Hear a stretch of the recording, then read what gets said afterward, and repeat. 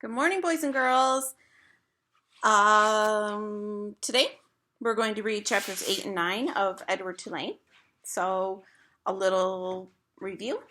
Last we read, Edward had finally been pulled off the bottom of the ocean by a fisherman, and the fisherman wanted to take him home. So, when he docked his boat, he took Edward and was going to take him home to Nellie. We hadn't figured out who Nellie was, if it was a wife or a child or who. So in chapter 8, we're going to find out who Nellie is. And we kind of figured from the photo that I showed you that the fisherman will probably be a positive character, a protagonist, because he looks kind of friendly, and he was happy to find Edward and thought it was kind of unique to find a toy rabbit in the ocean. So we're going to read chapter 8 and 9 today and see what happens with Edward going home with the fisherman. On land, the old fisherman stopped to light a pipe, and then, with the pipe clenched between his teeth, he walked home, carrying Edward atop his left shoulder as if he were a conquering hero. The fisherman balanced him there, placing a calloused hand at Edward's back. He talked to him in a soft, low voice as they walked. "You'll like Nellie, you will," said the old man. "She's had her sadness, but she's an all right girl." Edward looked at the small town blanketed in dusk. A jumble of buildings huddled together, the ocean stretching out in front of it all. And he thought that he would like anything and anybody that was not at the bottom of the sea. "Hello, Lawrence," called a woman from the front of a shop. "What you got?" "Fresh catch," said the fisherman. "Fresh rabbit from the sea." He lifted his cap to the lady and kept walking. "There you are now," said the fisherman. He took the pipe out of his mouth and pointed with the stem of it at a star in the purpling sky. "There's your North Star right there. Don't never have to be lost when you know where that fellow is." Edward considered the brightness of the small star. "Do they all have names?" he wondered. "Listen at me," said the fisherman. "Talking to a toy. Oh well, here we are then." And with Edward still on his shoulder, the fisherman walked up a stone-lined path and into a little green house. So now the setting changes. We had been walking with the fisherman through town to his home, and now he's gotten to his house, the little green house, and now here we will meet Nellie. "Look here, Nellie," he said. "I brought you something from the sea." "I don't want nothing from the sea," came a voice. "Aw, now, don't be like that, Nell. Come and see, then." An old woman stepped out of the kitchen, wiping her hands on an apron. So with that sentence, we know that Nellie can't be his child. If it says old woman, we kind of have to think that it would be his wife. When she saw Edward, she dropped the apron and clapped her hands together and said, "Oh, Lawrence, you brung me a rabbit." "Direct from the sea," said Lawrence. He took Edward off his shoulder and stood him up on the floor, and held onto his hands and made him take a deep bow in the direction of Nellie. "Oh," said Nellie, "here!" She clapped her hands together again, and Lawrence passed Edward to her. So she seems to feel how about Edward? And why? Or how do you know? Think for a minute. Hmm. I agree. She is happy that Lawrence, or the fisherman, has brought her this rabbit. And she's clapping her hands together, and um, she's very happy. She wants to hold him. Nellie held the rabbit out in front of her and looked him over from tip to toe. She smiled. Have you ever in your life seen anything so fine? Edward felt immediately that Nellie was a very discerning woman. So, discerning would probably be a new vocabulary word for you. And discerning would mean that she is a woman with very good taste. So, not taste like taste salty or taste sweet, but taste as in she knows nice things from ugly things, fancy things from plain things. So Edward felt that Nellie was a very discerning woman. So Edward is saying that Nellie has good taste. She knows when things are nice or fancy or handsome. She's beautiful, breathed Nellie. I'm going to read that one more time, and I want you to think about what Nellie said. She's beautiful, breathed Nellie. Do you get it? For a moment, Edward was confused. Was there some other object of beauty in the room? What will I call her? Susanna, said Lawrence. Just right, said Nellie. Susanna. She looked deep into Edward's eyes. First off, Susanna will need some clothes, won't she? So you kind of have to laugh here because Nellie thinks that Edward is a girl. And so as the reader, we know that this rabbit is a boy because his name is Edward. But remember, we talked about how the fisherman, he doesn't know anything about Edward. He's just a rabbit he found in the ocean. So he brings Edward home to his wife, and she has decided that this rabbit is a girl and names her Susanna. So I have a picture here of you, and I want you to think about, how did you picture Nellie would look in your head? What was the movie in your head? See if your picture matches what the illustrator has.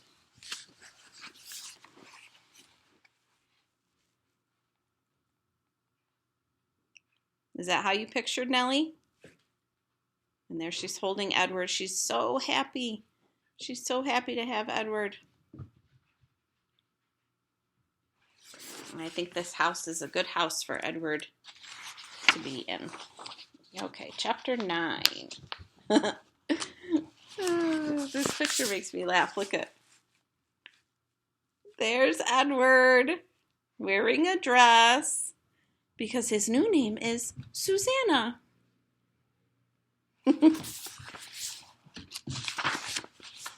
And so Edward Tulane became Susanna. Nellie sewed several outfits for him. A pink dress with ruffles for special occasions, a simple dress fashioned out of a flower-covered cloth for everyday use, and a long white gown made of cotton for Edward to sleep in. In addition, she remade his ears, stripping them of the few pieces of fur that remained, and designing him a new pair. Oh, she told him when she was done, you look lovely. He was horrified at first. So think about that word horrified. It has a suffix, so we can also think of horrible, horrify, horrified. So when we put all of those words together, it's not a good thing. He's horrified. It's horrible. He was, after all, a boy rabbit. He did not want to be dressed as a girl. And the outfits, even the special occasion dress, were so simple, so plain. They lacked the elegance and artistry of his real clothes. But then Edward remembered lying on the ocean floor, the muck in his face, the stars so far away, and he said to himself, "What difference does it make, really? Wearing a dress won't hurt me." So, from that paragraph, what is Edward realizing? Think for a minute. Okay, we're going to restate this one. So we're going to just practice kind of hearing and remembering what a rat sounds like. So Edward is realizing that what he is now is better than what he was. So being a girl rabbit in a dress is better than when he was laying on the ocean floor in the muck. And even though the dress is plain and simple, because the text said plain and simple, it's okay. It's better than laying in the ocean where he couldn't see the stars. Besides, life in the little green house with the fisherman and his wife was sweet. Nellie loved to bake, and so she spent her day in the kitchen. She put Edward on the counter and leaned him up against the floor canister and arranged his dress around his knees. She bent his ears so that he could hear well. And then she set to work, kneading dough for bread and rolling out dough for cookies and pies. The kitchen soon filled with the smell of baking bread and with the sweet smells of cinnamon and sugar and cloves. The windows steamed up, and while Nellie worked, she talked. She told Edward about her children, her daughter Lolly, who was a secretary, and her boys, Ralph, who was in the army, and Raymond, who had died of pneumonia when he was only 5 years old.